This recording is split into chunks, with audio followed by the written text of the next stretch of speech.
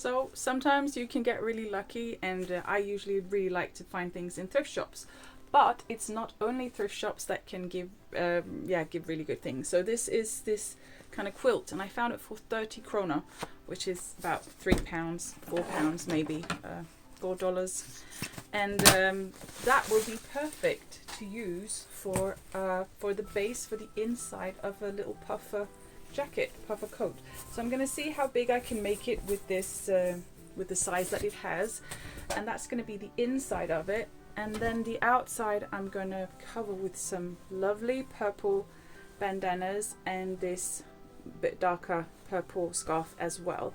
So that's going to be interesting. Lovely inside, going to keep it nice and warm, and then the cool outside. And I will also do some random kind of casual quilting on this. So another no pattern making, just measuring from something. Actually, I've got to find out what I'm going to measure it from, but I'll find that in a moment, then you'll see. Okay, and so we're ready to get started with this massive long video. It's going to be a really cool jacket, but it's quite a project. So yeah, maybe divide it up in parts if it's too much to watch at once. So I've got this this blanket folded twice. So it's folded with a fold on one side and a fold on the other side, and that means that it has 4 layers in total. And I'm not cutting up at the shoulder seam, I'm just keeping that, as you can see, just cutting one side open here, which will be the front opening, making the neckline there. And this is very super freestyle, no pattern like, just as I like it. And this is me folding it out so you can see a little bit more that it actually looks like a jacket, looks like a little jacket there.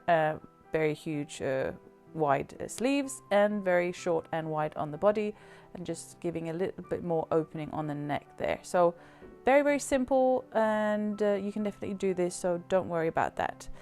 And then it's just about adding all these very nice scarves to it. So I have a lot of the pink, or sorry, not the pink, the purple little bandana scarves, and then this purple other big scarf as well. So I'm just trying to place them, cutting them up a little bit, and I'm gluing them on with this fabric glue just a little bit, just to make sure that they don't kind of move too much, but also so I can just place them differently if I'm not completely happy. And then putting some pins in, also just to keep them in place. And because this little blanket is already quite nice, I'm going to use that as the inside without doing any more to that. So it's only about making one side look nice. The rest is already fine. The pink will be really nice on the inside without me having to do anything to it. But I just want to cover all the pink with the scarves to make sure that I've got enough on the outside there. And just hoping that I have enough.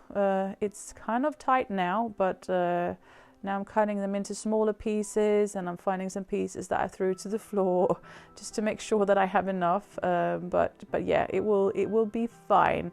And I'm doing it quite randomly because I don't want it to look too organized and neat. I actually want it to look a little bit messy. I think that's cool. And if I got any rough edges, I'll just fold them in towards the back, or fold it so there is some fabric lying on top of it.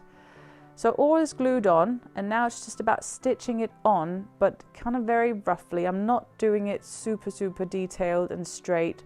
And as you can see here, my camera wasn't secured enough, so that's why it's moving. That was a little bit funny. Yeah, so just stitching the scarves on, some long straight lines, just stitching it on top. And of course stitching the scarves on where they are as well.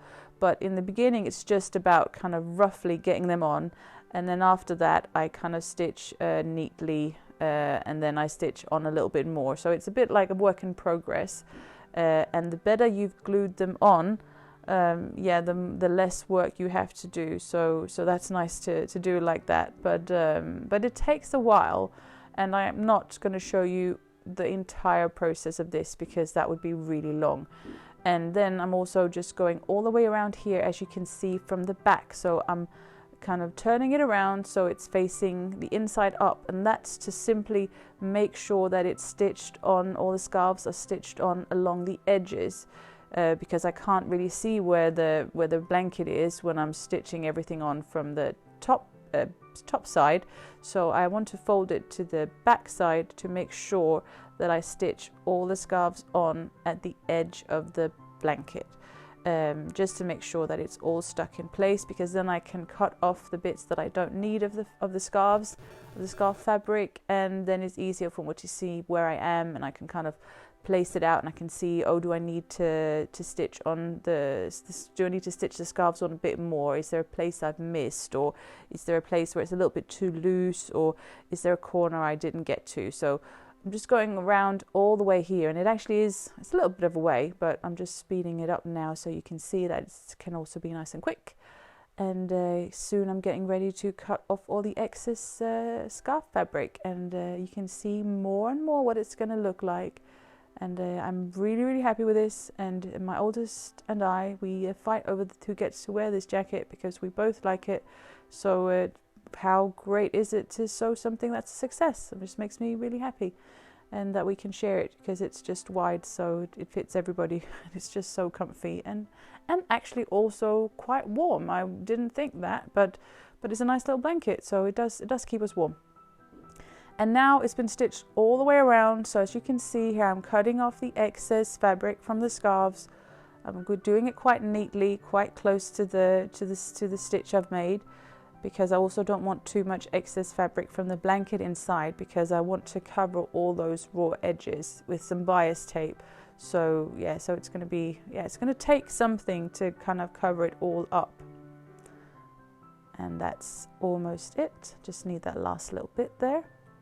We're not letting very much go to waste, which is also a very nice thing, even though it was a very cheap little blanket thingy and some scarves from the thrift shop or jumble sale, wherever it was I got them. Then it's just really nice that we still get to use most of them. And this bit that I'm cutting off here is also something I'm going to use later on for the collar that I'm going to add to it. So not much of this goes to waste, which is really cool. And that's it. You can see how nice it looks. There's a lot of threads to be cut, and maybe some extra quilting to be done, some extra stitching on top, but that's kind of the rough outline of it. So just trying to figure out how I'm going to make the collar, because I want there to be a little bit supporting the neck, or making sure that the neck doesn't get too cold. And I have these pieces there that I can use, so I'm just trying to roughly measure how much I need for the collar, and I didn't do that very precisely, and it also ends up being quite on the small side, but it works, so that's fine. You can measure it more precisely, better than me. And again, I'm adding those last little bits that I found on the floor, putting them on top of it again.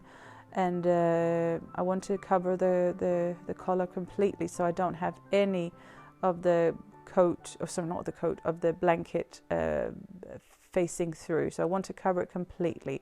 So as you can see here, I'm just trying to move these little bits around so they fit, and they'll be looking nice like how I want it. So again, putting some needles in, and then just getting it ready to do a bit of quick stitching on top of that, just to make sure that it's nicely secured. And then I can always cut off the excess bit afterwards. And just giving it a few little lines here, just some kind of zigzag lines, up and down, up and down. And some people probably do this much more detailed than me, and actually mark maybe 5 centimeters or 10 centimeters or however much they want between the stitches. But yeah, I just do something, and it still works. It's still cool. So, do it how you want to do it, and that is absolutely fine.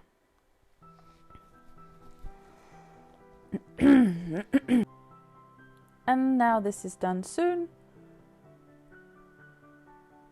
Just cutting off some threads and making sure that the edges of the scarves are stitched onto it quite close to their edges, so nothing is showing out of the inside of the blanket, and just making sure that I'm going over all the important bits twice. And now cutting off the excess bit of fabric, the excess bit of scarf, and now it's about attaching the collar to my neck opening. So I'm folding the collar up so I can find the middle of it and then find the middle of the back neck opening, and then I simply align those edges to each other. And as you can see, it's just a little bit tight there. I could have made that collar a little bit wider, but I make it fit because I just pull it a little bit, and you can do that. That's okay. If it's not more than that, then it just works. So quite lucky that I didn't cut it any smaller. So I'm putting needles in here, and then I'm getting ready to stitch it on. And I also put in this little band for actually hanging up the jacket in. You forgot to show you that, but you will see that later on.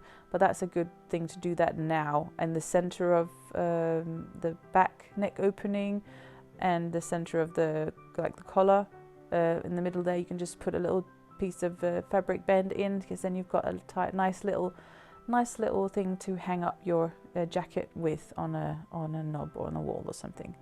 So just stitching it on like approximately a centimeter from the edge, and front of the collar fabric facing the inside of the coat, because then it looks really nice there.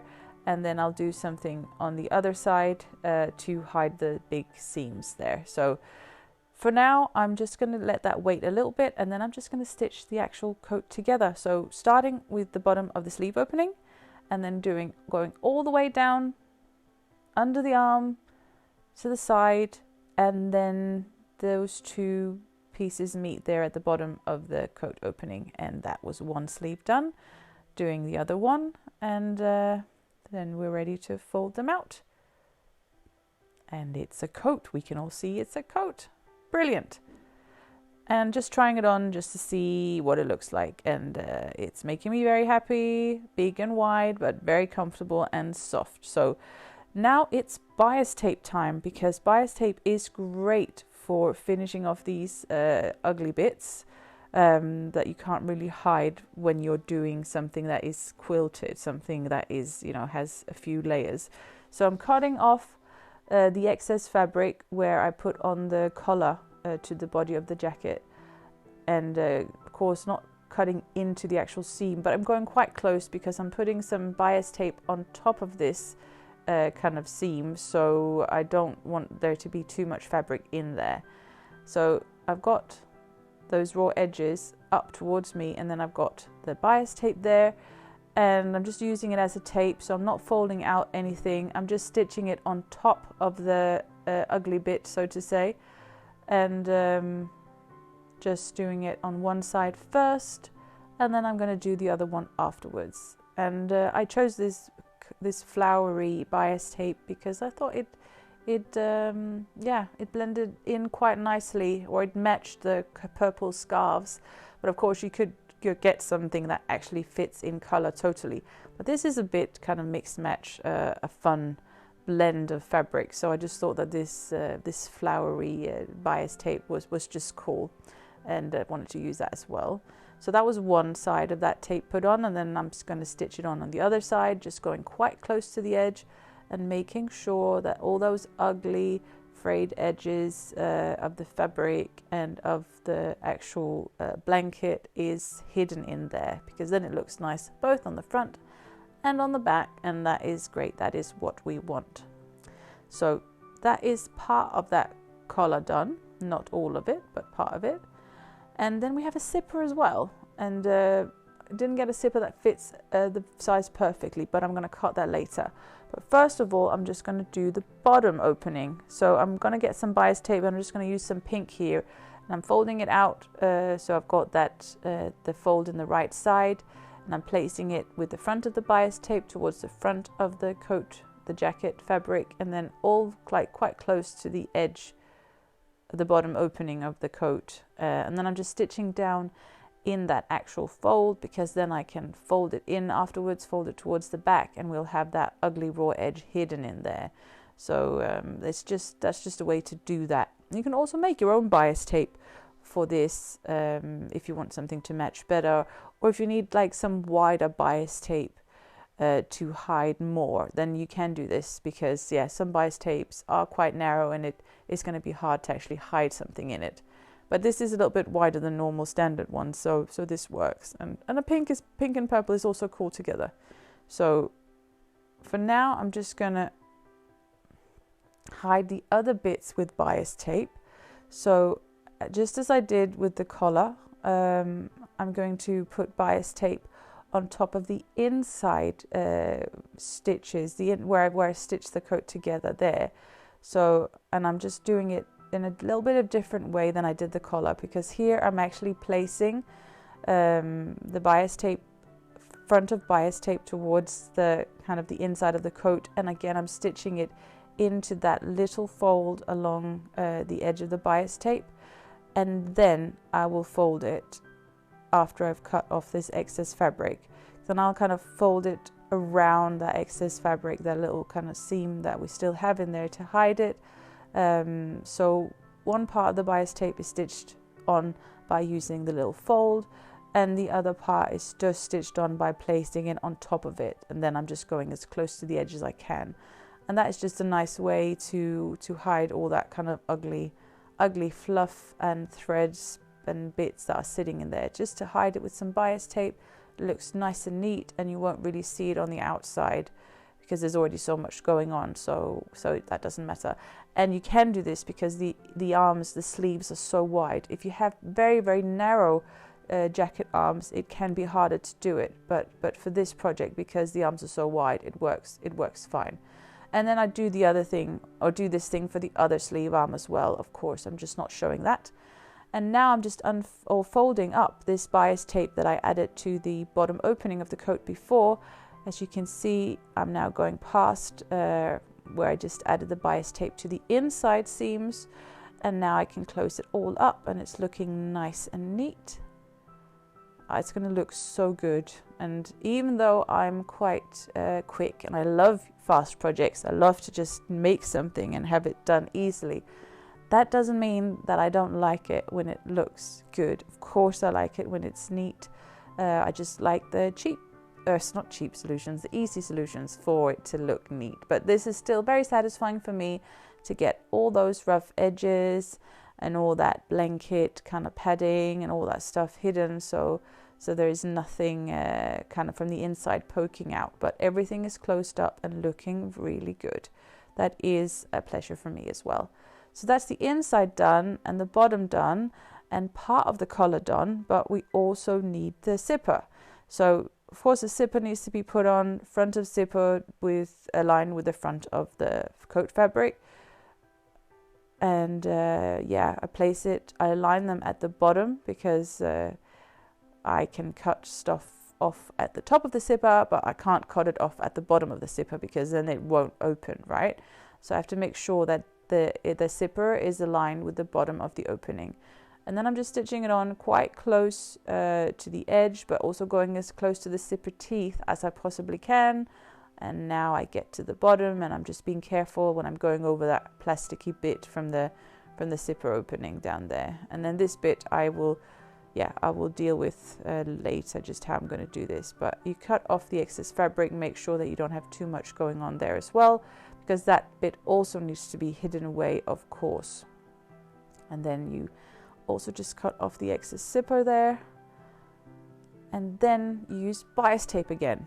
So again, I'm putting some bias tape on, and I'm unfolding it, so I'm stitching it on in that kind of right fold on top of where I just stitched on the zipper, so it just gets another stitch on top of it, because then I can fold that towards the back afterwards, and then hide those loose edges, rough edges, and all the threads and the fraying fabric inside there. So I'm just folding it in towards the back and folding it towards the back again and putting it into the machine and then stitching it in place. So we love bias tape for this project, because without bias tape we couldn't get it to look nice. Because on a normal coat you can kind of hide it in the lining, inside the lining, but because of course it is actually two layers, it is both a lining and a front, if you may say so, but because they're quilted together you don't have an actual lining to hide things inside. And then you go up there And then it's just about making a nice end at the top of the zipper opening, because you also don't want your zipper to kind of just fly away when you try to zip up your coat, and you don't zip it up too far and you've cut off part of the zipper. So you need to make a little kind of end bit there for the zipper. So I'm again using some bias tape for that, just folding it around my top opening, my top corner there, and that's going to make it look nice, and also it's going to help me not lose my zipper. And that's it, looking really cool. And then that's the zipper done, and of course you do exactly the same for the other side of the zipper as well. And well, it's actually a done jacket as it is, and normally it would be so, almost, because I've just got the sleeve openings to do. Again, you can do them very quickly, do them with some bias tape. You could also fold them up twice and hide the rough edges inside them like that, but I'm going to do it with bias tape, just as I did the bottom opening of the coat. And when you do the sleeves, or when you do like the kind of the coat sleeve openings like this with an overlap, you have to of course just fold the first bit of the bias tape in towards the back, so you don't have any rough edges when you have the overlap. But that is not at all difficult to do. It's just that you fold the end bit just towards the back as you stitch the first part of the bias tape on. And that's looking really cool. Do that for both sides. So yes, this would be a finished coat normally for me, but I'm actually going to use some extra fabric to make some pockets. And these pockets are quite cool. And I made them at the design school a long time ago, and I suddenly thought, I'm going to try to make them again. So a place where I want my pockets to be, and I've got to have this rectangular piece of fabric, and then I draw a long rectangle on it that's kind of 1 centimeter wide, and then as long as I want my pocket openings to be. And I stitch it on top of the actual coat. So you kind of think, oh, you're ruining it, because why are you doing that on top of your coat? What's that about? But just you wait, it will be really good. It will be what it's supposed to be. Going all the way around and making sure that I finish my rectangle. Don't kind of go over it,